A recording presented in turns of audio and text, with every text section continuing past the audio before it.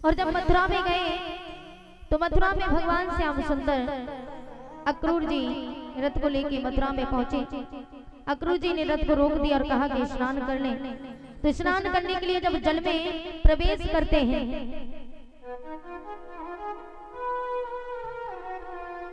अक्रूर जी एक बात से तो प्रसन्न है, भगवान से कह रहे हैं कि प्रभु मैं एक बात से प्रसन्न हूं कि तुम मेरे साथ आए हैं, लेकिन अब हमें लगता है कि कंस हमें जीवित नहीं छोड़ेगा।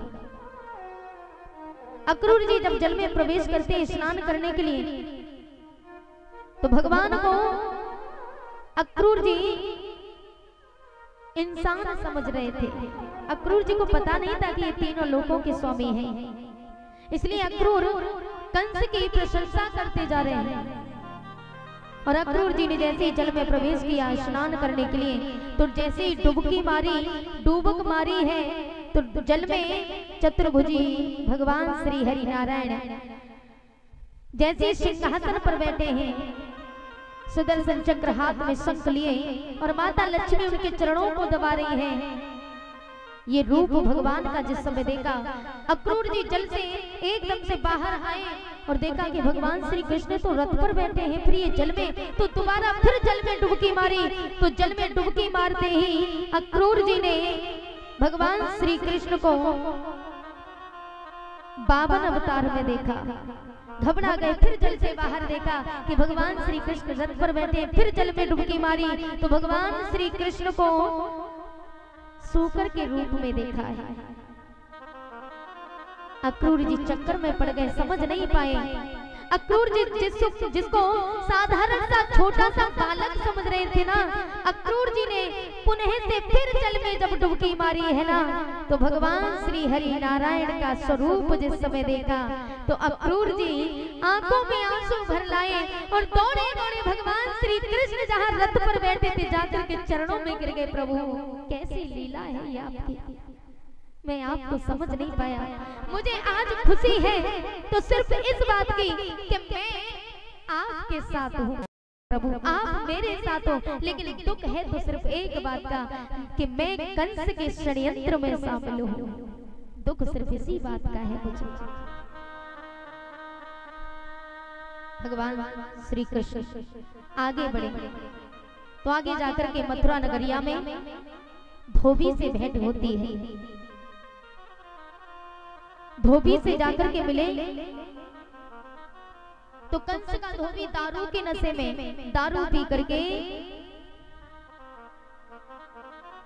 वस्त्रों को धो रहा था। भगवान श्री कृष्ण कंस के धोबी के पास में पहुंचे और धोबी से कहा, धोबी मामा अरे हमें भी जरा वस्त्र दे दो। तो धोबी दारू पिए था, दारू के नशे में भगवान से कहने लगा, कौन है तू, अरे तेरी औकात है वस्त्रों को पहनने की। भगवान श्री कृष्ण कहने लगे, भैया मैं कंस का भांजा कृष्ण हूँ। भगवान श्री कृष्ण की बात सुनकर के धोबी भगवान को गालियां देने लगा और जैसे गालियां देने लगा तो दाऊ भैया ने कहा, कन्हैया इतनी बर्दाश्त कहाँ करोगे, अरे पीछे हटो, इस धोबी का वध मैं अभी करता हूँ। तो भगवान श्री कृष्ण कहने लगे, नहीं दाऊ भैया इस धोबी का वध आप नहीं मैं करूंगा। जानते हो क्यों? क्योंकि इससे पुराना हिसाब किताब बाकी है, वो पूरा करना है। दाऊ भैया ने कहा, हम कुछ समझे नहीं। तो भगवान श्री कृष्ण कहते हैं, याद करो दाऊ भैया, बात त्रेता युग की है। त्रेता युग में जब मैं राम था और आप लक्ष्मण थे, उस समय कोई और नहीं बल्कि यही धोबी था। त्रेता युग में भी यही धोबी था। उस समय तुम्हारी भाभी सीता को लांछन इसी धोबी ने लगाया और तुम्हारी भाभी सीता का गर्भ धारण था। त्रेता में सीता प्यारी को और जाही ने दोष लगाया था। गर्भावती में लक्ष्मण भैया तुम ही ने बन पहुंचाया था। भगवान श्री कृष्ण